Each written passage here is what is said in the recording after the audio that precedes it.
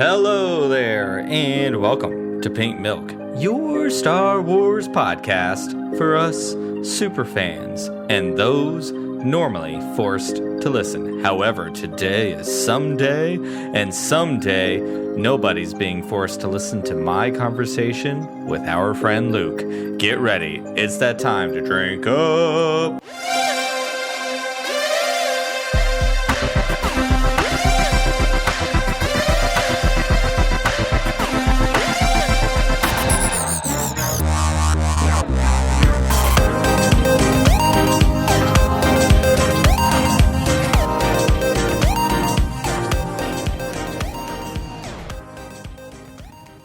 Hello there, everyone, and welcome back to Pink Milk. I am your host, Brian. Normally, my better half and your better host, Tom, is sitting here with me. However, he and the boys are still in New Jersey, visiting family. So this sad boy daddy had to sit alone on Father's Day in our house, and it was sad. But I'm not going to be sad anymore because it is still Pride Month, and we are still celebrating Pride by talking with a whole bunch of different queer people. And I'm super excited to speak with our friend Luke, who we got to know in our Steam room from our live streams, which, if you haven't listened or watched on YouTube, make sure you do that. Every Friday night, late night at 10:30 Eastern, 7:30 East Coast time or West Coast time, whatever time that is. Listen, 10:30, 7:30. Come join the Steam room. That's where I got to know Luke, and I'm really, really excited to get to know him more now because we have exchanged some emails, and he has really opened my eyes to lots of things, and he has a beautiful, beautiful story to tell. So I'm really looking forward to hearing it here. Before we do that, if you're listening to this on an Apple device, please go ahead and leave us a review there in Apple iTunes because it really, really does help get us into more ear holes. And I really just like reading them because they make me feel good. If you're not subscribed to YouTube, make sure to go to YouTube and hit the like and subscribe button there. Do all of those things and have a lot of fun with us, just like I'm about to now. So, without further ado, get ready to sit with Luke and myself as we get to know Luke. Are you ready? I'm ready. It's that time. Drink up.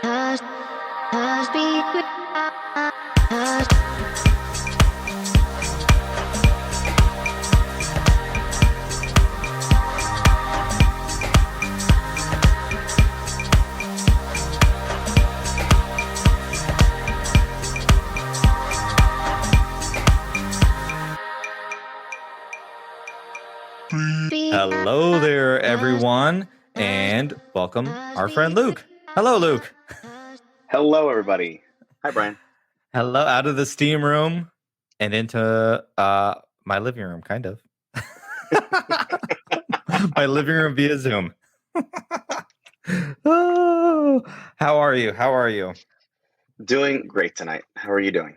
Super. Happy Pride Month, though it's coming to a close, but happy Pride Month anyways. Yeah. Yeah. I wore my Pride Wing X-Wing t-shirt today. Just I love it. Nobody can see it, but yeah, it's I saw X-Wing Pride shirt. Oh my God, that's great. Yeah, that's everyone. That's a really cool shirt. Amazon.com. Even better. How has Pride been for you this month? Pride is overall, it's been a really nice month. I'm living in New York City right now, and the city is beginning to open up again, and we are seeing Pride flags. We're seeing restaurants. We're seeing finally the bars opened up very recently. I haven't been yet, but it's nice to see that the city's coming back and to see the vibe of Pride in the city. Okay, how is New York City coming back? That has to be. I've only ever been there once, but I can't imagine that city quiet. It was eerie when it was quiet. I was walking through Times Square over the weekend, and I was thrilled to be angry at the people in my way again. Because that sounds like a New Yorker's answer. Yeah, exactly. It's been so weird to walk through Times Square and not have to deal with people. And I saw the Times Square Mickey and Minnie, and it made me angry because there were people in the way. and people were trying to take photos of Mickey and Minnie, and that just made me, I was angry but happy because it was Times Square again. So. I love it. I love it. Yeah. So But I'm going to New ask York's you coming a back. quick question. Yes. What does pride mean to you? I haven't asked everybody this, but I do like the question. That's a good one. I like different answers that people have said. To me, pride is about being able to be yourself. And I love that. And especially when it comes to things like Star Wars, where you see different people and different stories, and finding yourself. And I think that's the message, that finding yourself and being yourself is especially the trend that I see in Star Wars that I'm loving, and that the evolution and change of all the characters. And I can say that the evolution and change of myself is there as well. Oh, I love it. You just sounded like a Pink Milk episode, like the entire thesis of Pink Milk wrapped up in 30 seconds. That's awesome. Oh, so how did you first get into Star Wars? Has it been a lifelong thing? Pretty much a lifelong thing. One of my earliest memories, if not my earliest memory, is my dad putting me on him and my mom's bed and saying, "Here, watch this." And it was me and my brother. I think we were about 5 and 4 or 5 and 6, and watching A New Hope. And I was hooked. And I think it might have been because I was a television addict, but also because it was Star Wars. And I have been hooked ever since. And being named Luke, it was a natural fit.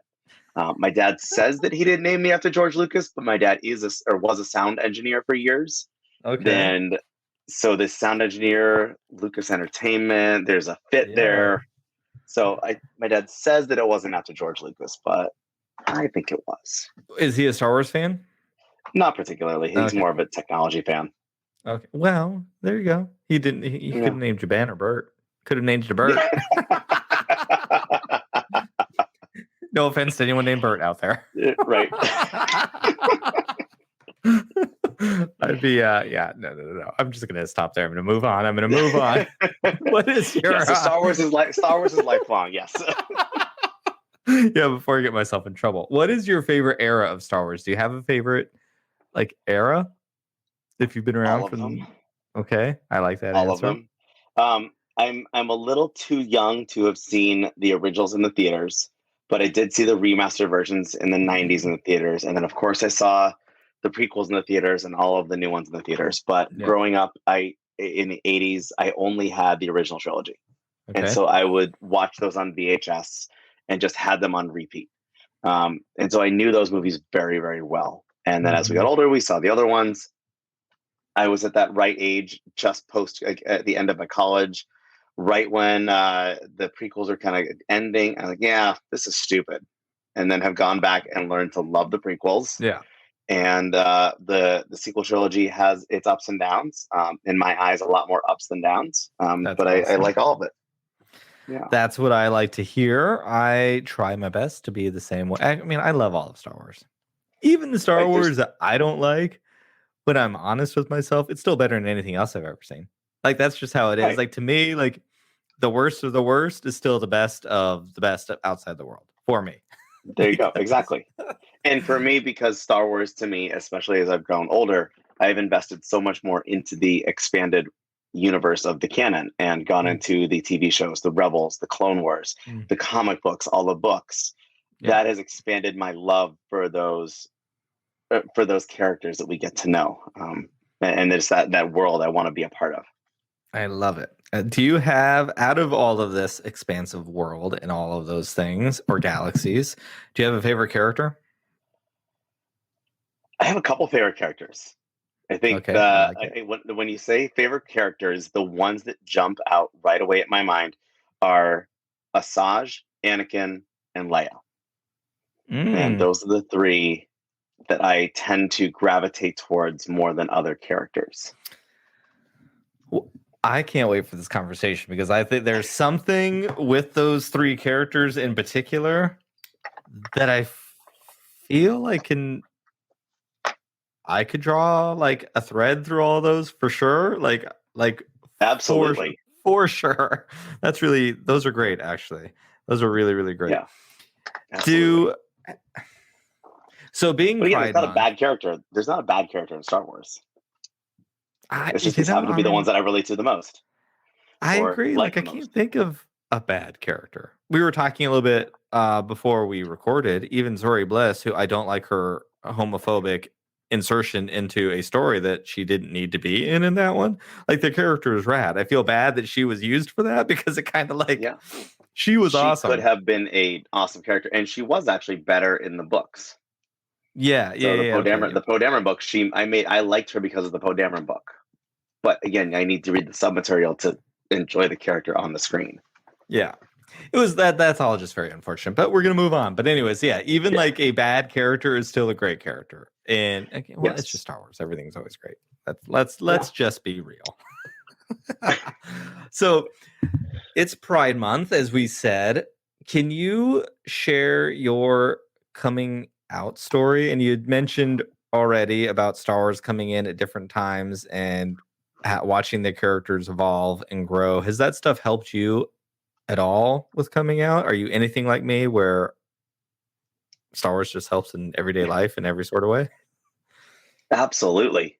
I've used Star Wars in countless number of jobs as reminders of how to remember how to do things in jobs, or this character relates to that in analogies. Yes, Star Wars is absolutely part of my everyday ism. And my name is Luke, and one of my jobs is a server. And I say, introduce myself. Hi, my name is Luke. I'll be taking care of you tonight.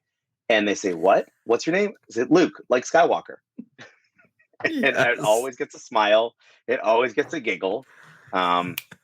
Yeah, it's one of those things so Star Wars is a part of my daily life. Absolutely. But coming out for me was in high school. I think my girlfriends in high school, I told them that I was bi, and like, we know, duh. And my girlfriends were the one like, no, you're not bi, you're gay.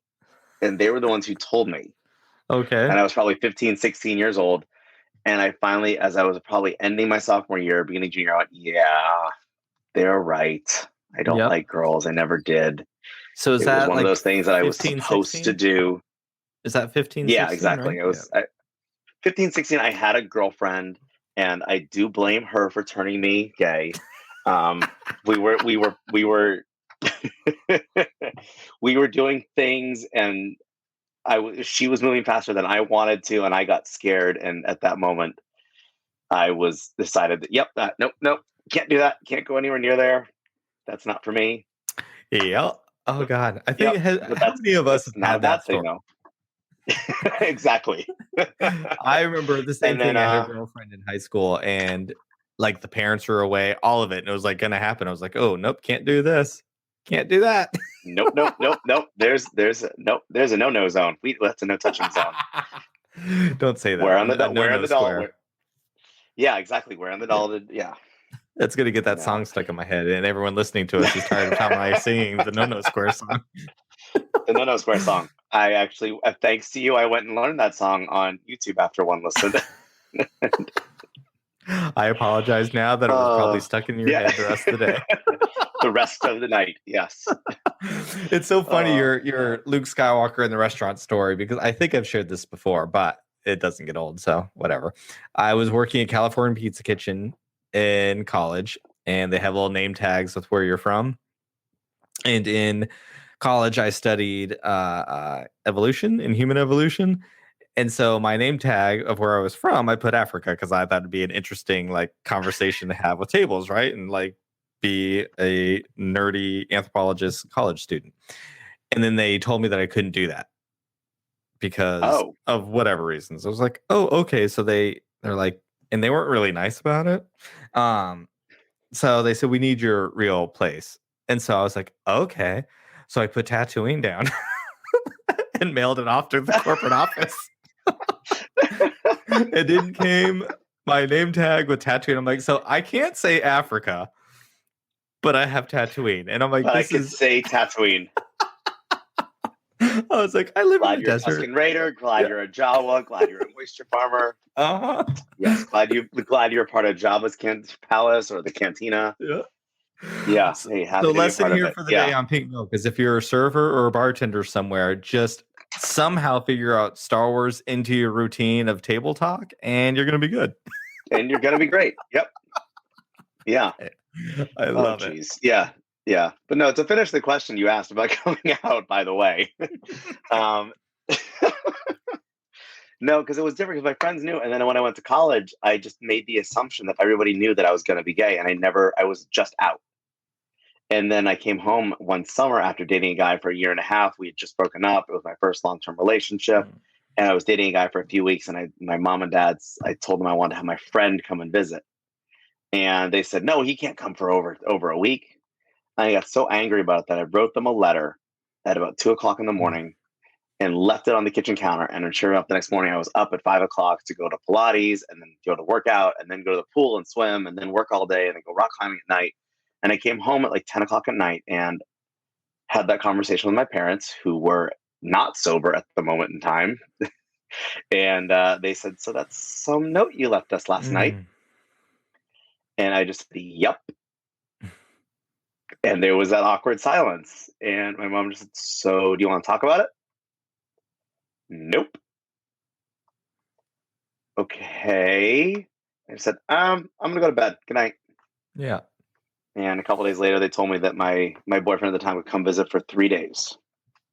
And so that was what happened. And they met my first boyfriend then.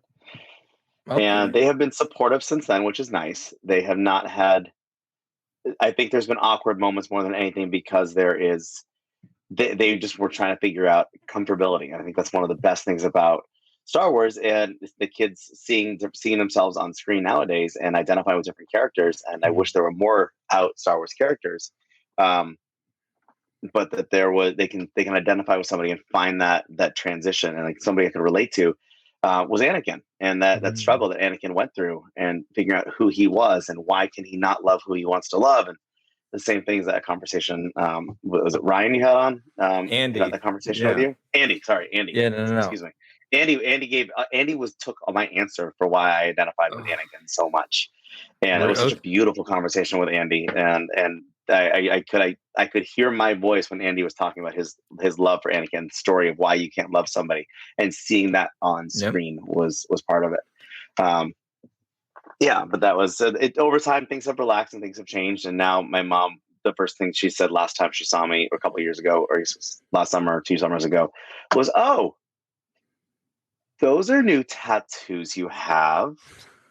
And I had just received new Star Wars tattoos on my arms. And it was no longer judgy that I was gay or had a boyfriend or I didn't have a boyfriend at the time. It was, we're going to judge you because of what you're doing to your body.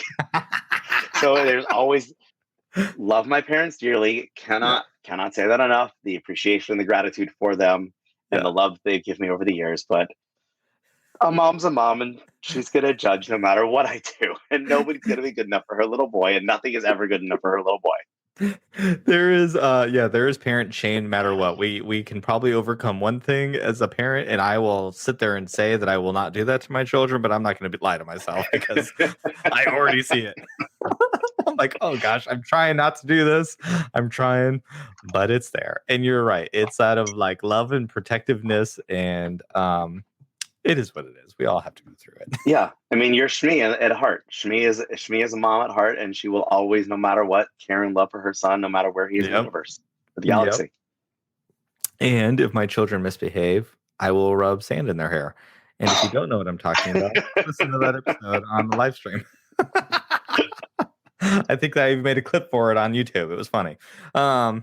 Anyways, yeah. So tell me a little bit about your childhood. So you reached out to me I had known you a little bit through the steam room already. And you reached out and wrote me an email on one of my darkest hours. And it was an email I needed to read. So thank you for that. First of all, we've had conversations, so I don't need to go on. But, you'd reached out and basically relate very much to Tom and I's story, but from a different angle. And it made me really happy to hear your perspective. And so I'm excited to hear your perspective. I'm excited to have our listeners hear your perspective, which is the other side of the coin that Tom and I talk about all the time. Yeah. It's no secret that I was adopted. It's one of those first things that I tend to, when people ask 3 interesting facts about yourself, one of the first things I say is I was adopted. because that's part of how I was raised, that I am adopted, but I'm a part of the family. There was never a secret. It was never hidden, that I was adopted. I was adopted from Bogota, Colombia. My parents are Irish and Italian. My brother looks like a sour milk, I guess you could say, skin tone. And again, I love him. But the way that the family identifies is I was the chosen one, aka Anakin, and my brother happened to be the happy accident. A couple months after I was adopted by my parents and brought back to the U.S., my parents went, "Uh oh, we're pregnant." So my brother and I are Irish twins, and that gave me an instant playmate. It was never a question of, do you have somebody to play with? It was my parents were, go play outside together. And we were very lucky to grow up in a town where there was a 2-acre minimum, and so we had land to play on, a stream to play on, woods to go in, trees to climb, and it was so my brother and I had that relationship where it felt like we were very loving brothers, and we still are. But that was never a secret that I was adopted. The issue was that nobody in my town really looked like me, and I couldn't see myself in anybody around me. I had a couple friends, but I was picked on. I was in special education. I looked different. So I was in the school different, looked different. It didn't, and of course, every little kid's trying to figure out what are these feelings for boys that we have, and figuring that out, and not knowing that there's anybody else in town who's gay. So there was all these little things that made me feel different, and being different was fine. And we were a slightly different family. We had 2 dogs. We had some cats, and beyond that, we had rabbits, gerbils, hamsters, fish, cockroaches. We had pet cockroaches growing up. Really? I had a pet hedgehog growing up. So these little things that were like, hey, you know what? This is a little bit different to begin with, and that's okay that it was a little bit different, and I loved it. Looking back, I think that it would have been nice to have seen the reflection of myself in other people. Or at least within my small friend group, that I had a reflection. But again, the benefit to that was that my parents were able to say, "You're special. We chose you. We picked you. You are so special to us, and we wanted you so hard, and that we got this to have you." And so that would to me still sticks with me. And even this day, I saw my dad over the weekend and for Father's Day, and he reminded me that they picked me, that I was chosen. And so it was a nice reminder from them, despite the anxiety they have or the family drama that can occur in any family, that it was still a nice reminder that my brother and I were always loved. And even though it was the happy accident and the chosen one, even though it's that way, it was we still had this amazing relationship, and we still have our family to fall back on all the time. But yeah, as a kid, it was great growing up. That's awesome. I mean, That's awesome. Then again, I also don't know what it's like to not be adopted. Yep. I'm in a group these days where I get to volunteer with other adoptive adults with adoptive kids, and some of the adults go, "Oh, I was adopted at 7 years old. I was adopted at 5," and the kids have also been adopted at that age. And I can't say that I know that, because around that age, you remember these things. You remember what it was like to be adopted and what you were living before that, like your boys. Yep. And I can't say that I've lived that side of the story, because I have always known I've been adopted. I was always known as adopted as a child, and that special relationship. Yeah, that's interesting. I mean, I was adopted by my dad, but it's the same way. I don't know a life outside of that, so that's just the way it was. It's not the same as everybody else, but that's still the only life I know. And it's been interesting with my boys, because Michael was 4 when he came, and he remembers the least. Neither one of my youngest remember living with their bio parents. Like, they just don't really remember. Jack does, though. Our oldest remembers all of it. And so it's interesting as a parent to hear those same stories that you just shared, and I have to say, I'm really happy to know that it doesn't go away, because I think it's important. It's important in our family to, one, just celebrate as much as we can how everybody got here. A lot of tragic things brought everybody together, but we're here now, so we always try to celebrate it as best as we can. I think that's awesome. Tell me more about the work that you do, because I find that really, really interesting. The work with the kids or actual Yeah, jobs? no, with the kids. Yeah, I apologize. Yeah. It's yeah, that's the mentorship program I've been involved with in New York City for a couple of years now it's changed my life. Growing up, I didn't have adults in my life who were adopted. I didn't know anything. The one time a year we got together was the Colombian picnic, and I got to be with other adoptive kids. And I think that my parents liked it because they got to talk to people who were of other parents who were parents who were adopted, who adopted children, excuse me. But it's I never really knew other adoptees growing up, and even in college, I didn't really have that commonality with people. And now, as an adult, I get to have these relationships with people, and the mentorship program has been. I see the changes in the kids. I see the changes in the adults. One of the best things that we did is we wanted the kids to tell us who they were one day, and it was going to be a whole group. We were on Zoom last spring, and they said, we're going to do your identity board. So grab some magazines, grab some newspapers, whatever you want. We're going to sit down and we're going to do arts and crafts on Zoom for 45 minutes, and you're going to make your identity board. And I took that and ran with it. I spent days compiling pictures of what I wanted to put on there, and went to the local bookstore, bought magazines, cut out things, and I was ready to go. 45 minutes, I did not finish my identity board. And the creativity with these kids to show who they were blew me away. One of the kids I didn't know that he could draw, and he drew himself as an anime character playing soccer, because those are his two favorite things. And I was blown away by that. Another girl, she's extremely creative and kind of a smart aleck.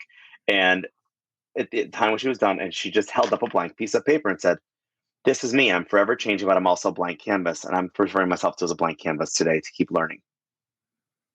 Like, that's, you got out of doing this project and made it creative. Like, you little brat, you came up with an amazing answer, but also that's my son, Jack. I could see him doing that. Yeah. That's exactly what he would do.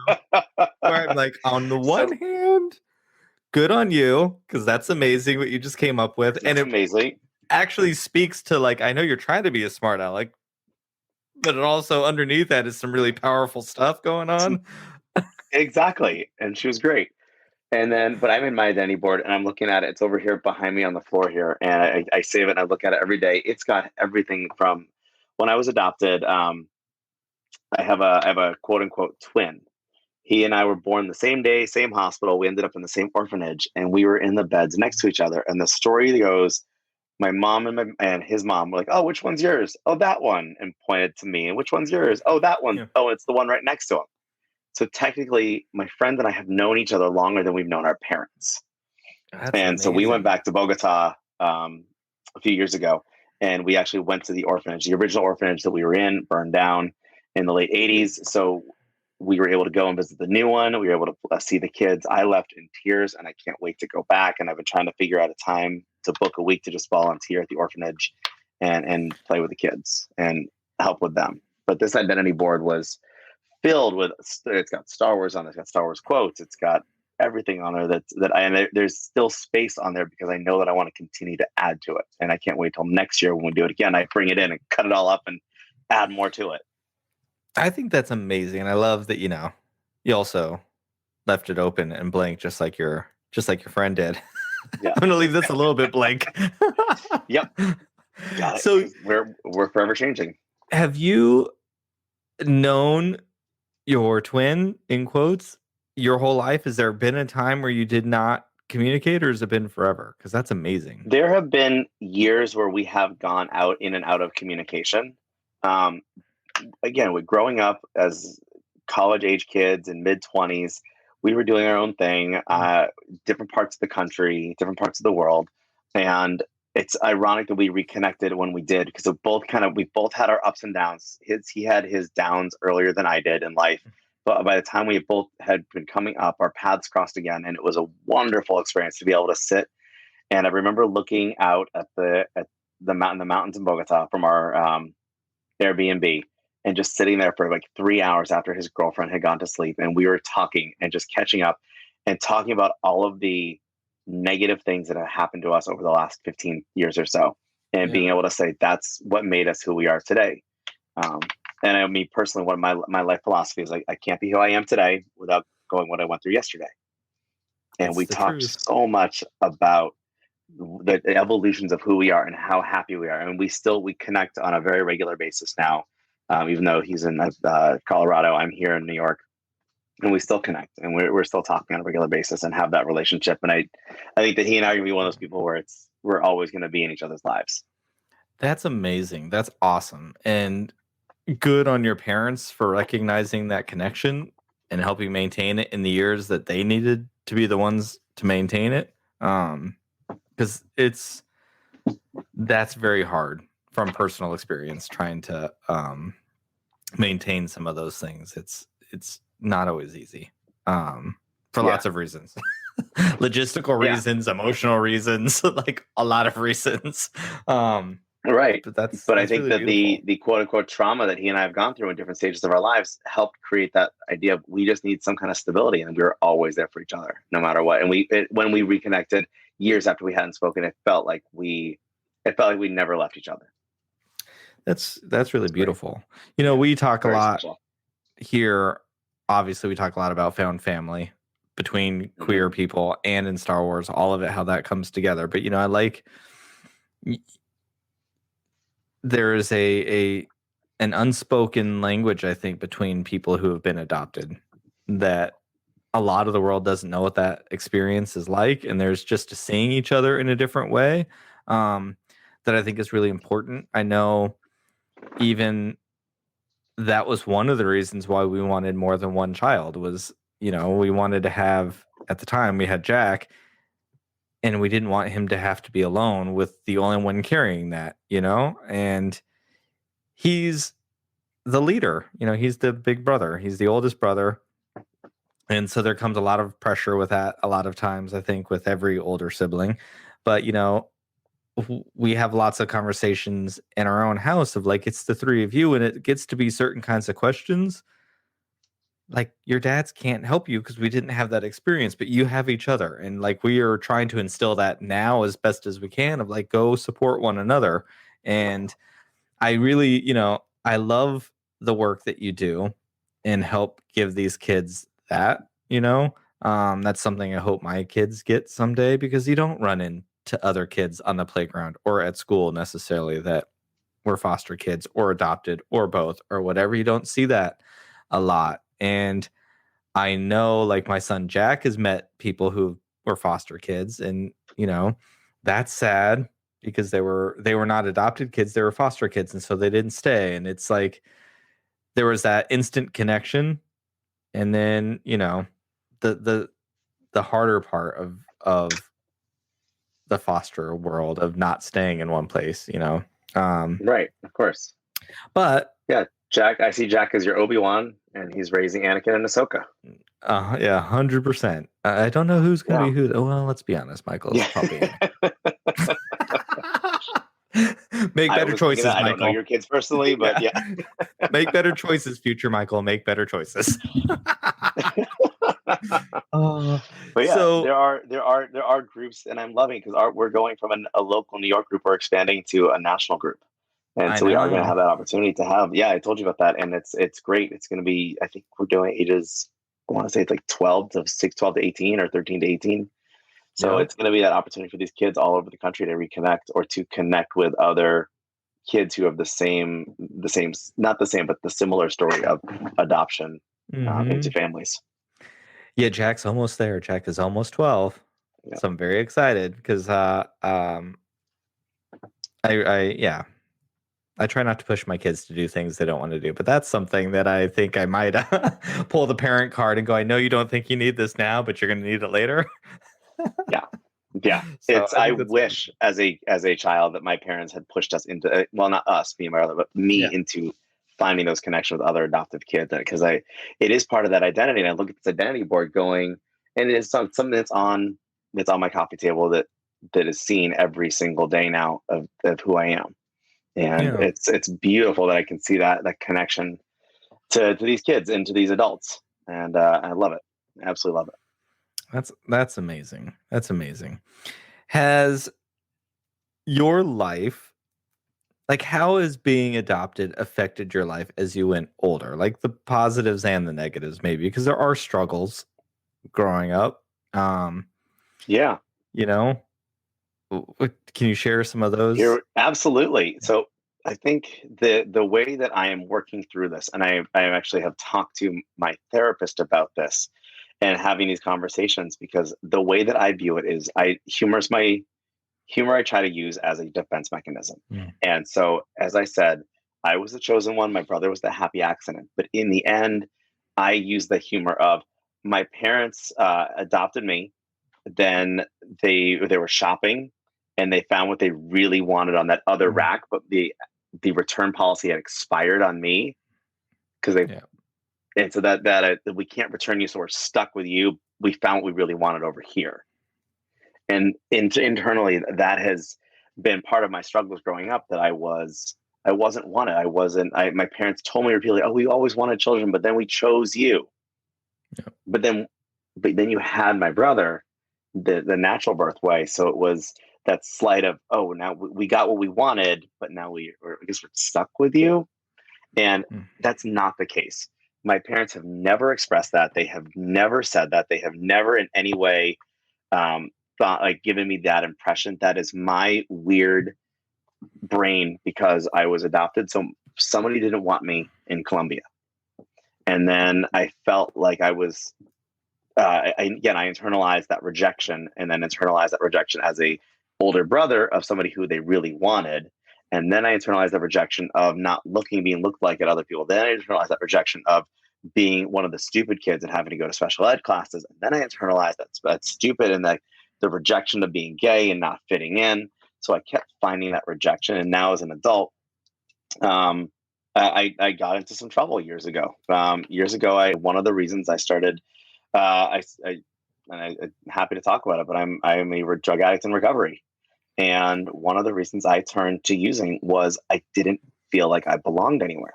And it was that accumulation of 30 plus years of not feeling like I belonged anywhere, and finally had a community that I belonged to with these other addicts.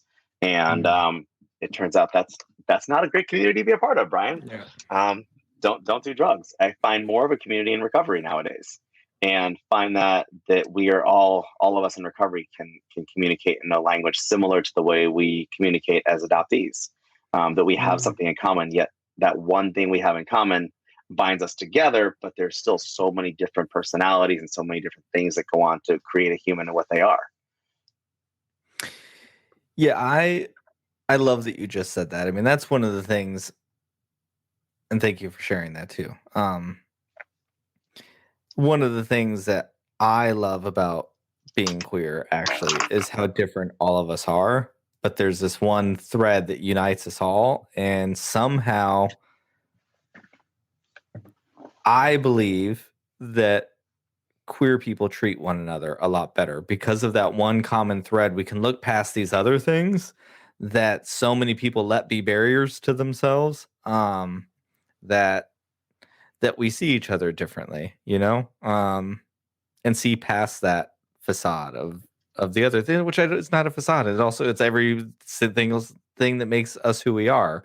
But we can look, we can hear each other and see each other's stories, I think, in a way that maybe it's harder for other people. I don't know. And queer people and people, I mean, I've never been in recovery, but I've had friends who have, and I feel like I hear similar stories from people. But as like queer people, we have to, and maybe even as an adopted kid, we have to internalize every single thing that makes us who we are so much that a lot of people don't necessarily feel the need to, because they see themselves everywhere, or they're just everywhere. So it's not a dig against any of those people, but they've just like have not been in that situation where it's just, I have to figure out, I have to define myself. And that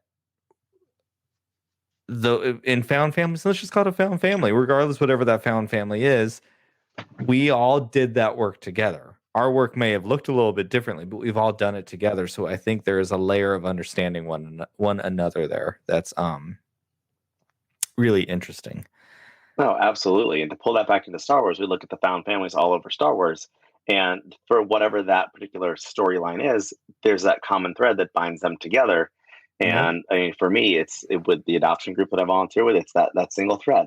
With my recovery program, that's that single thread of all of us are in recovery, and we have that going for us, and we're able to use that. And heck, I pull Star Wars in recovery all the darn time, and I remind all of my sponsees that, in the words of Yoda, the failure the greatest teacher is. Yep. And we're going to learn from our mistakes, and we're going to move forward, and we're going to do this together. The same way Yoda taught Luke and Yoda taught all the other younglings. Yeah. Yoda's there to be a teacher. I mean, honestly, that's pretty amazing that you can do that for yourself. I think that's really amazing. It's very inspiring, actually. Yeah, honestly, thank you. I think, it's interesting that Asajj, Anakin, Leia are your favorite people, because I feel especially Asajj and Anakin both go through undeniable redemption arcs. Absolutely. And it's not necessarily the redemption arc, but it's where they go from, all the different stories that they have. Asajj going from light side with a Jedi to dark side under Dooku, back to the Night Sisters, to becoming a bounty hunter, to falling in love with the Jedi. These ups and downs of her life and trying to figure out who she was. I mean, the Dark Disciple arc it blew me away. And there's quotes in there that I think about when Asajj's, spoiler alert, Asajj dies in the story. But when she's dying and she's talking to Quinlan, that story and that her quotes remind me on a regular basis of how dark my life got at a certain point, and how I look to Asajj reminding Quinlan, don't go down this path. Stay on the path of the light, and move towards that light, away from this darkness and this hatred and this anger that consumed Asajj's life. And absolutely. And Anakin, same thing. Anakin, we all love Anakin, but yep. I mean, and Andy expressed everything that I could have said about that lovely Anakin story. And then Leia, again, reading the books of the Princess of Alderaan, knowing that her storyline from the main movies and the original trilogy, and then Bloodline blew me away listening to Bloodline, and then Rebel Rising was the other book leading into the sequel trilogy, and seeing her as a character and her love for her family. And again, her found family of the rebellion, and then the New Republic, and then the Resistance, and she kept evolving who she was to change into this mama figure and this leader of everybody. Yep. Yeah. Then to the very end, be a mom and sacrifice everything for a mom. That was so good. I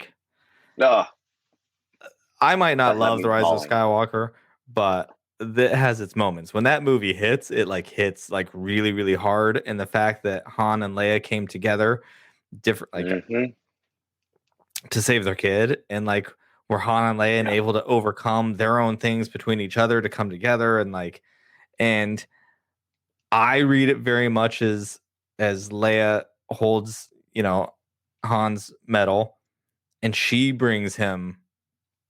reaches through wherever they need to go, the cosmic force, and she brings Han to Ben, knowing that Han is the one that Ben needs to be able to say these things to.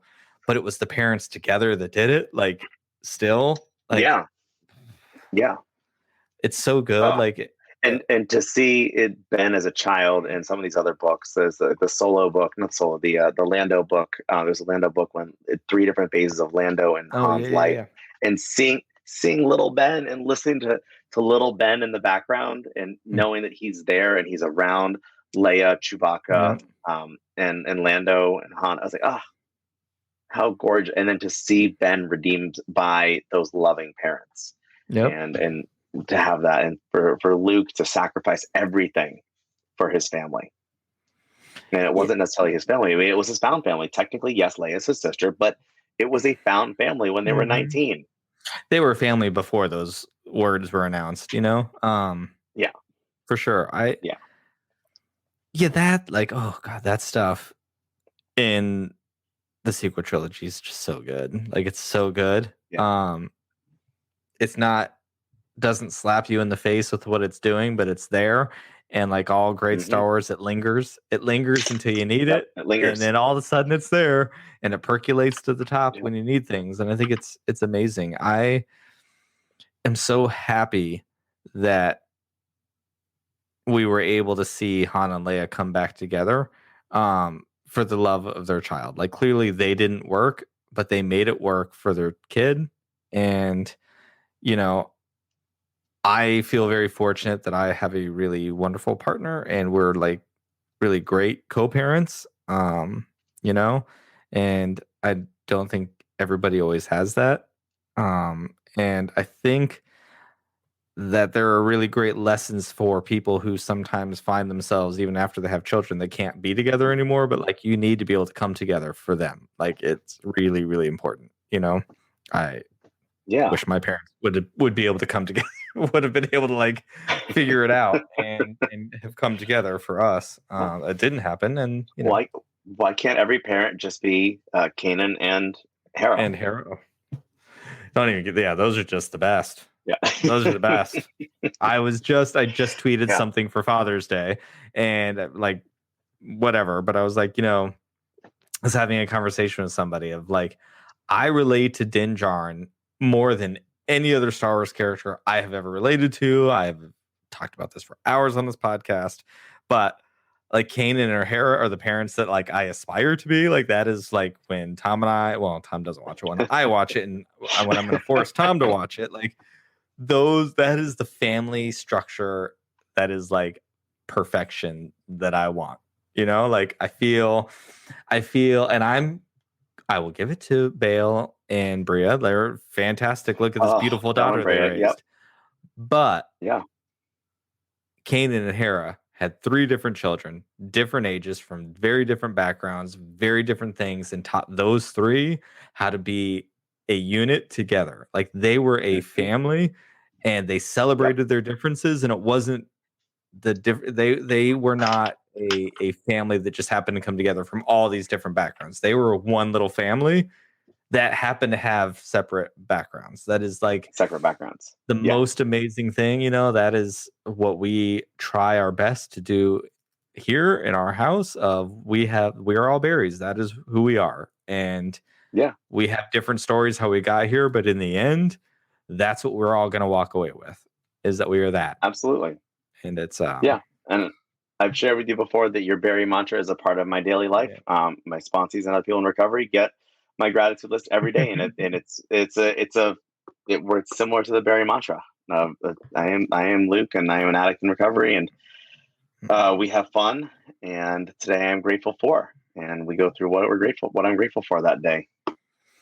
And people in recovery and other people get that from me because that is part of who I am, and living in recovery, living in gratitude for all the positive things we have is so much easier.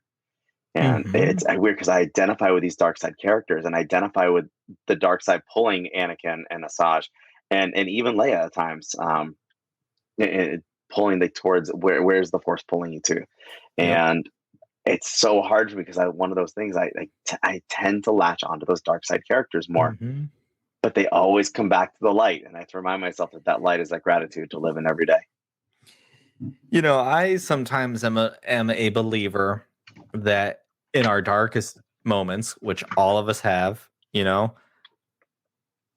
if we allow it to, those dark moments can actually make the light moments shine even brighter. If we don't let go and we don't forget, and I never mean like hold on to it but remind yourself where it was, because sometimes it makes where you are right now that much better.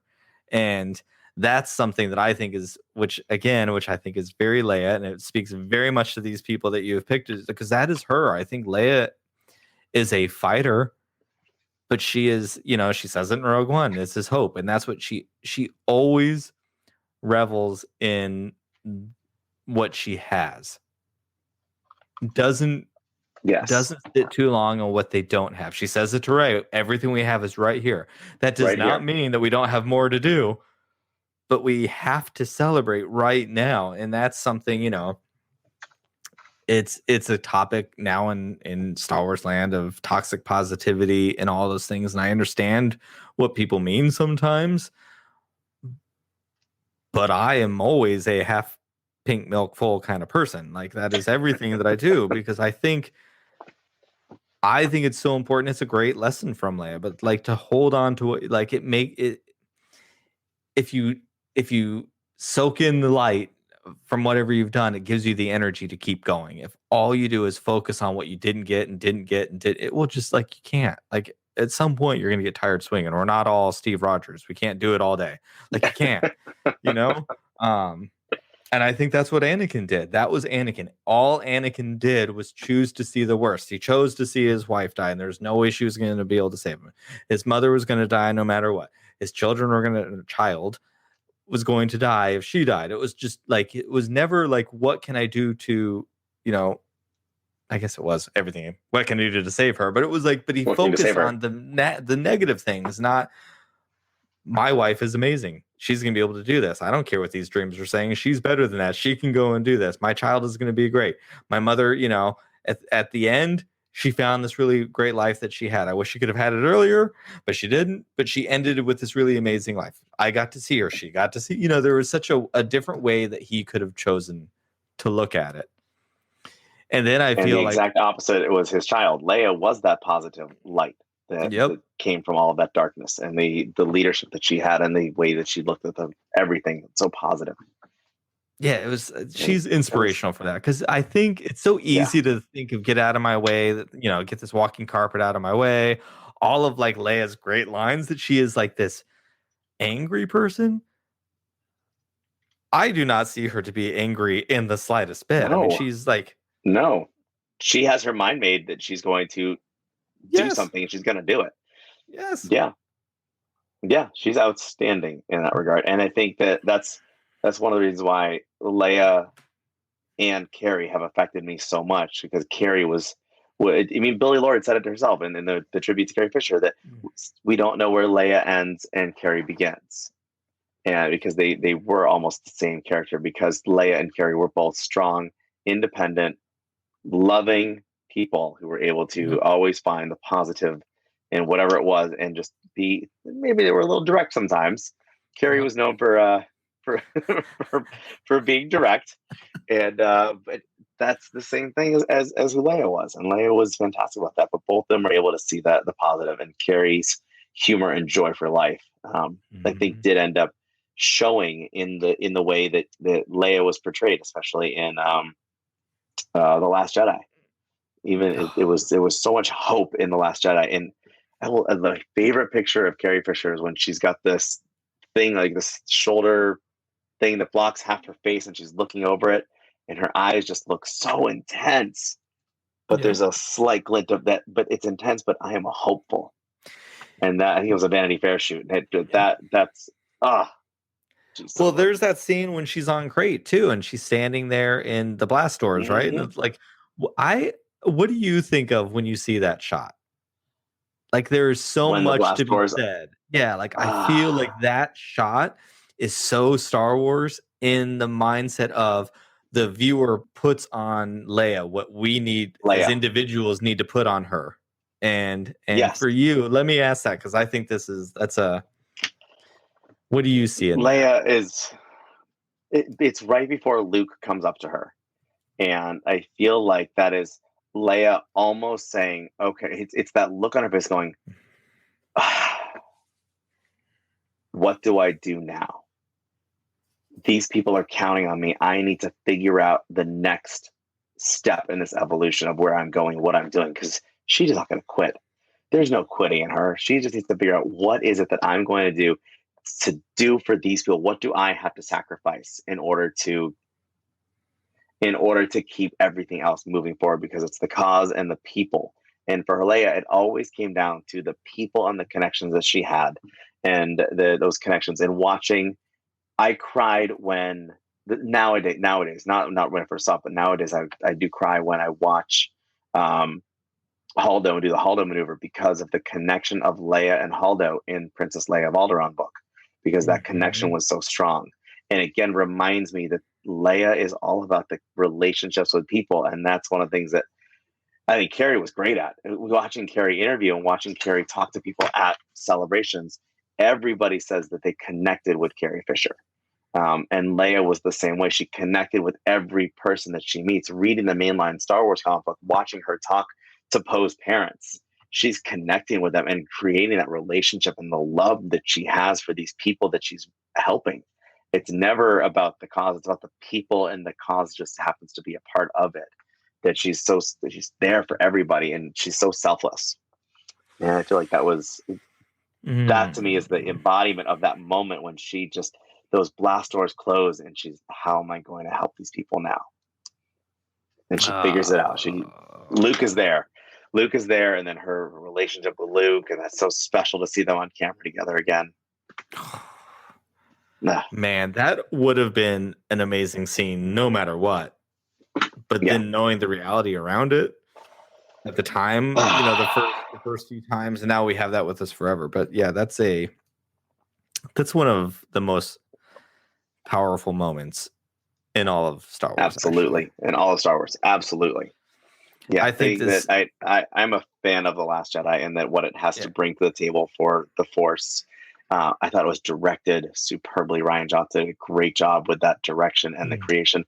And one of the things that sticks out in that movie also to me with Leia is when Poe's celebrating the victory of a dreadnought, and Leia's looking at all those blinking X-Wings. And she's not seeing X-Wings that are blinking. She's seeing the individual pilot that was lost there, and that the people and the relationships that she had with them. And that's what hurts her more than whatever they lost or whatever they gained. It's not great enough. Gaining a loss of a dreadnought wasn't greater than losing a dozen X-Wings. Yep. Oh man, I have to tell you. Yeah. The sequel trilogy has delivered some of the best moments in all of Star Wars. We get two Hans. Han has never been more like weighty Mumbo jumbo. Than his two big moments in the sequel trilogy. Yeah, actually, the way they handled all the, what do they refer to them as? The legacy characters in the sequel trilogy were, I think, superb. It was so great. It was so great. Absolutely. So one final question before we start to wrap these things up. So we have a minute before the Book of Boba Fett is like the first live action.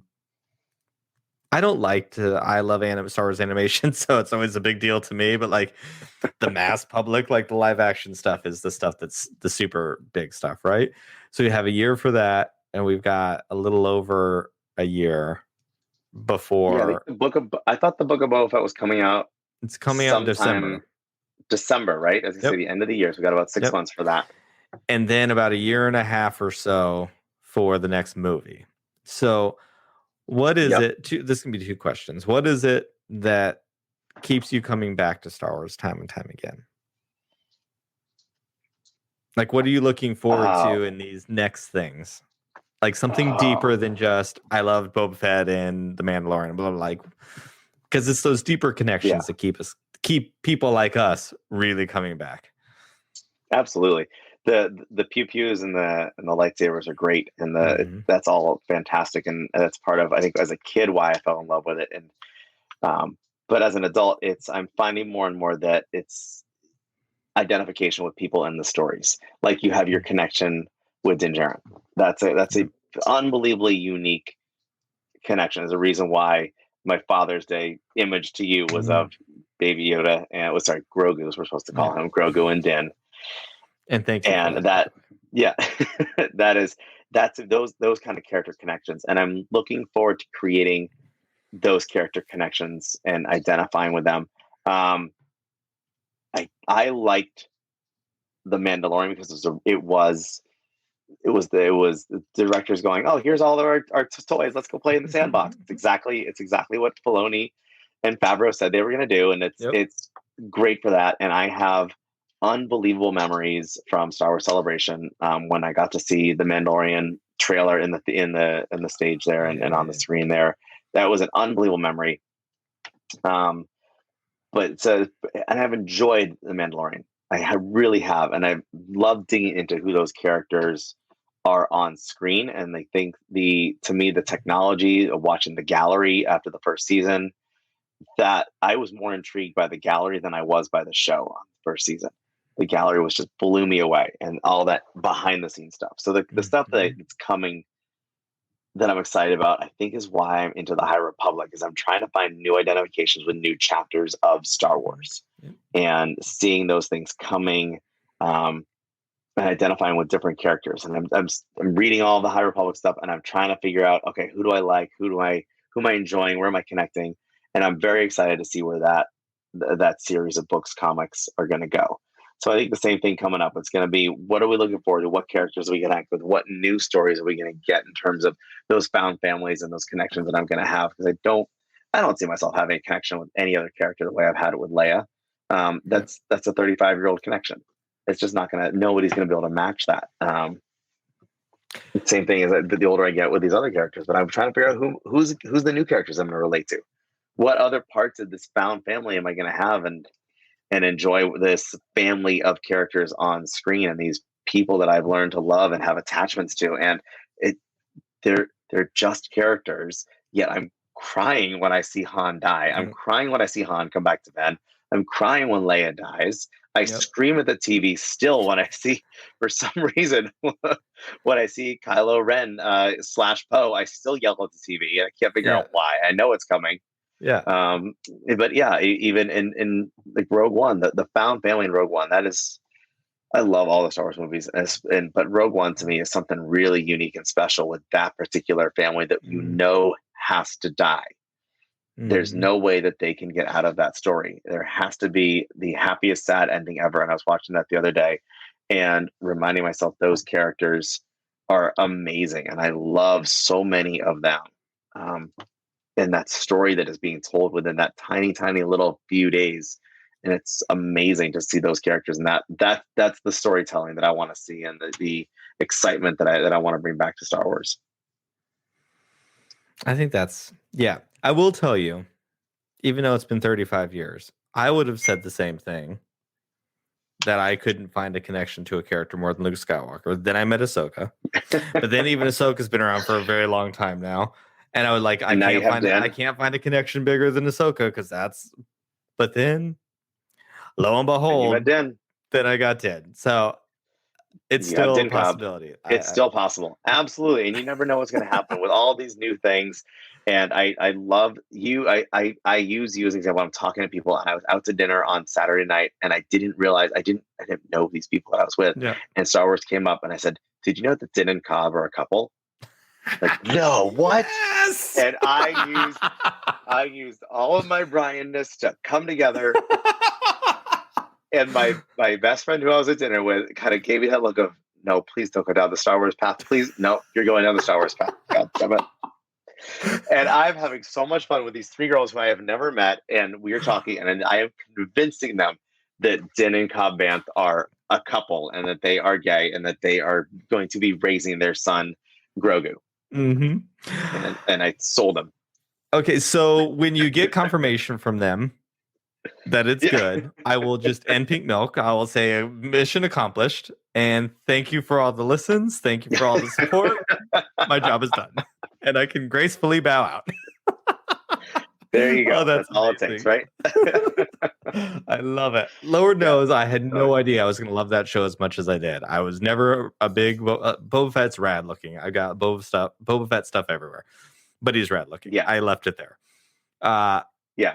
And this again, the things as a kid, I liked the War of the Bounty Hunters. Yep. Sorry, I don't remember the book, some Bounty Hunters, something. I remember reading that, or probably trying to read as a kid and not getting through it. And now the War of the Bounty Hunters comic book, though, is expanding how kick butt Boba Fett really is, and I'm loving the storyline that's there, and how it's just expanding it's expanding what was a small galaxy and pulling in other parts of it. Yep. Yeah. That's I think part of the other why I think I'm excited about what else is going to come, because it just adds to that knowledge of Star Wars. And I love Star Wars trivia, and that's just going to be more and more stuff to learn about Star Wars. Oh yeah, I always forget you're a trivia person. Like in my head, they don't exist. I mean, like we all know Star Wars trivia is like a big. That's a big thing. It is one of those things that I would love to somehow dedicate my time to study for a Schmodown and do it.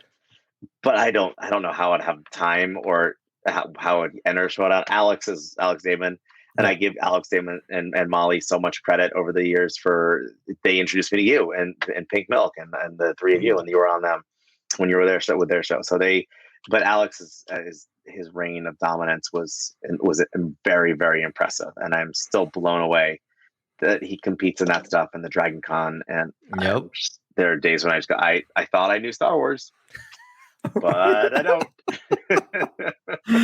In some of these trivia things that Tom and I are doing, I'm like, am I really a fan? Because I should probably know that.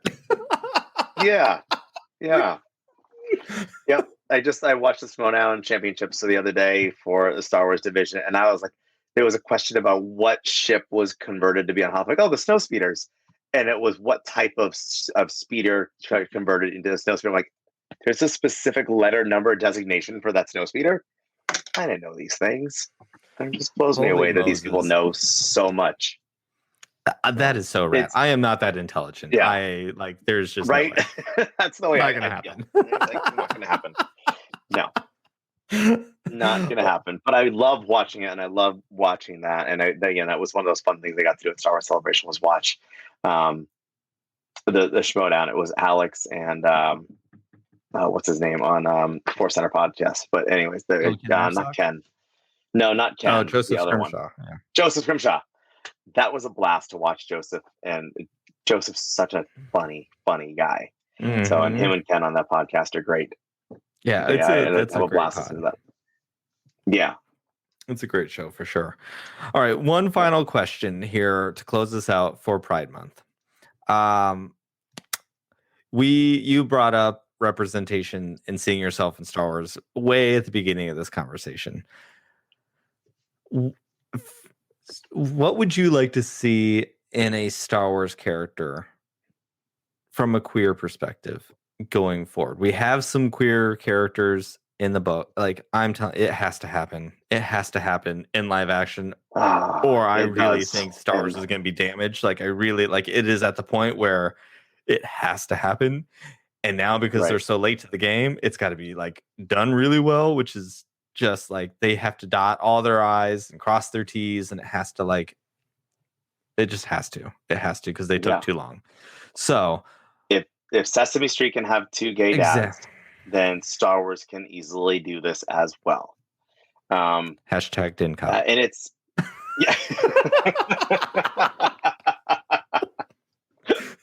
gotta sneak that in there. And it's and I think I told you in the past that I'm not a writer, I'm not a director, I'm not a producer, I don't work for Lucasfilm, so I accept what is given to me, and I choose to love it all. So no matter what is thrown at me, even if there's things I might go, I might not have made that decision. The decision was made by somebody else, and I have to accept it. And I can then again see the positives. I'm never going to forget when my best friend, who we went to Star Wars Celebration with, when he told me when I watched the Rise of Skywalker trailer, and we heard the cackle of Palpatine, I jumped off the ground onto my chair, up in the air, onto the ground, and bouncing. And his quote was, there are parents with newborn children who are not as excited as you are when you heard that cackle.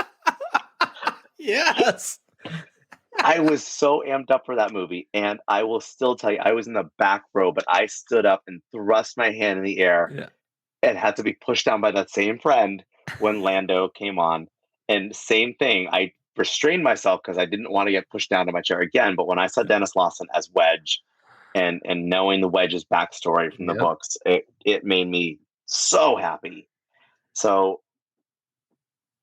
back to answer your question now about what I want to see. I want to see me get that excited about these queer characters. And I want to see representation in there somehow. And I don't know when and where we're going to see it. When Sinjir Rathvelis was revealed in the Aftermath series as a queer character, when Aphra, I love Aphra, the troublemaker that she is. And what's unique about her and Sinjir, they both have this weird, evil, but positive. They flirt with that back and forth, dark and evil side. And I love that about both of those characters. But I would love to see a great representation of a queer character, and I don't know. I don't know if it's going to be a humanoid or if it's going to be an alien. I don't know how it's going to be there. Yep. To see a Latino on screen with Poe on there, it was great to see that representation finally in a lead. I think finally seeing like Asian representation in Afro was great, but I'm even more excited that Rose hopefully will have more to do with the story down the line. And I would love to see some of these what Mandalorian did and take these obscure characters and pull them in and give them a backstory. I don't know how they're going to do that in Rogue Squadron, but there are Rogue Squadron books, and supposedly it's not going to be based on any of those books. But I would love to see a gay fighter pilot or two gay fighter pilots. That would be amazing to see that. But I think we're going to see in the Acolyte, I think we're going to see some kind of queer and trans character. The director falls in the LGBTQ community, so I think that's probably where we're going to see some kind of representation. I feel like that's got to be a given, but I would really like to see it sooner than that. But I don't know. I mean, they might just throw out the fact that Fennec Shand has a girlfriend. Who the hell knows? I don't know. I would like to see that representation in some way, but again, like you said, it has to be done well and not just here are two gay people, like in the Rise of Skywalker when we see the two ladies kiss for 0.2 seconds. The shut up kiss. So it needs as to be I call it. The shut up kiss, exactly. Yeah. Yeah. It needs to be more than that in my opinion, but it does need to be something. I mean, it would have been great, as we said, to see Poe and Finn as a couple. It would have been amazing. We still see it. I'm running with it. Yeah. Yes, I'd like it confirmed. Yeah. But they were. Hey, it hasn't necessarily been confirmed when Rogue Squadron is going to take place, but there's no reason why Poe's not going to be in that. And if Poe needs a gunner, we know that we know that Finn can shoot a gun now. Wouldn't that be great? Yeah. Oh my god, that'd be amazing. Yeah. I feel like the Acolyte, we have a possibility of like a queer lead. Like that. Well, then again, I guess we still have Din Djarin. Come out, everyone, because Din Djarin is a gay daddy. Let's just be real. But yeah, no, awesome. I think that's really, really great. I think Rogue Squadron's got to have something. It just will not do well. I fear that day. Yeah. And I fear myself. I guess technically, we've seen the gay couple in Resistance. I've watched Resistance. It's been on the background, but I've never actually sat down and watched enough of it to pay attention to it. I think the animation style just didn't work for me, but that's okay. Again, it was designed, as Alex said, it just wasn't geared towards me, and I'm still going to watch it. It's still part of Star Wars, and I could see the positive, and that's something we got. Technically, we did get two gay characters. We never saw a kiss. We never saw anything that really was representation, though. It was, and again, they were aliens, which was great. And I'm happy that anybody can be anybody. Anybody can fall in love, and love is love. Yep. It would. So I don't know if we're going to see aliens or cross species, same sex. Who knows? Yeah. But I would like to see something. But at the same time, Star Wars does have that whole kind of non-romantic aspect sometimes when there's the warfight. I mean, it all comes down to love and relationships and found family. But it does, on occasion, there's that, we're just here for the pew-pew-pews. Yep. No, I mean, I'm here. I agree. I need the pew-pew-pews. They're not my favorite part of Star Wars, but I do need them. I need them to, throw my popcorn back to. But yeah, I do think I do think we have to get it. So hopefully Lucasfilm is listening. I think they would have to be actively not listening to not have heard it by now. So they're doing something with the books. I'm happy that that's there. But now it's time to get it to the books and comics. Exactly. Books and comics are that subgroup of the crazy Star Wars fans that are reading all of that and absorbing that, but it's not enough. Yep. It's not enough. I've said it a few times during this Pride stuff, but I do think Disney's missing the mark. That I think your casual fan kind of wants to see it now. Like it's not just the pink dollar that wants it, it's the green dollar that wants it too. And I think absolutely I'm happy about that. I'm really happy about that personally. Right. So, and again, if it was just announced that there's 2 gay dads on Sesame Street, we need to see this. It's in, and I understand that Disney wants their quote unquote family friendly kind of perspective, but family is in Star Wars. Family is everywhere. I mean, I look back at one of the neatest, most recent families that I've fallen in love with, and it's the Fallen Order family, and watching Cal kind of create that what's on his ship and those people and creating those relationships. yep. Again, Cal creates all these different relationships with people throughout the game, and why can't we have 2 gay dads in Star Wars? Or well, we already do, as you know, we already have our den, but we absolutely we absolutely need to see it on the screen represented in some way. And I don't know if it's going to be represented as 2 males, 2 females, 2 non-binaries. I don't know. I mean, again, we have the non-binary characters in the High Republic comic book, but it's not getting it out to the masses. It's only to those of us who are reading, that small portion of us who are reading everything. I agree 100%. 100%. Well, thank you so much. I'm so glad to have you here. This has been a long time coming. Thank you for sharing your story.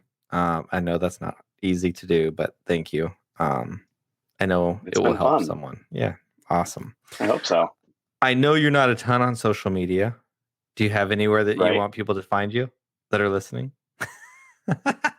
If they, I honestly have to look in my phone and figure out what my name is on the Instagram. It's I don't even know what it. I don't even know my name. How do I figure this out? Anakin NYC on Instagram. I have posted twice. There you go. 2 great pictures too. But look for Luke. For Luke in the steam room with his Darth Vader rainbow flag. Yeah, I think it's Luke _1313 in the steam room. It's life is changing again, and jobs are changing. Fingers crossed, I'll actually be able to get back in the steam room sooner than later. But yes, fingers crossed. Fingers crossed. All right, Luke. Thank you very, very much, and we will see you again. Yes, please. And we're back. Luke, thank you so much. That was such a great conversation. I really appreciate your time and your generosity and opening up and sharing your story with me and with everyone listening. I think it was a really great conversation. It was a perspective and a point of view that we don't always get to hear. So thank you for sharing that with all of us. That was really brave. So great lesson from your idol Leia there. I think that would she'd be proud too. She'd be really, really proud. So thank you again, everyone, for listening. We appreciate you. Happy Pride Month to all. We are coming to a close here on Pride Month. This has been a very, very fast month. I've enjoyed all of these conversations. Hopefully you have too. And until next week, don't forget you can follow us at Serving Pink Milk on both Twitter and Instagram. You can head on over to our website at servingpinkmilk.com, and where there you can send us an email, just like Luke does, and have a great conversation, and all of those things there, because we like to hear from you. Don't forget to join us on Fridays on YouTube for Pink Milk After Dark, our late night live stream where we talk Star Wars queerly. We have one more episode for Pride at the time of this here recording on the live stream. So if you hear this on the day of release, make sure to head on over to YouTube on Friday and celebrate our last day of Pride on the channel with us here. So until next week, thank you very, very much. Don't forget to send us a review, like and subscribe to YouTube. All of those things help us there. We appreciate it. Thank you again, Luke. Happy Pride to you, and may the Force be with you. And until next week, drink up. Bye.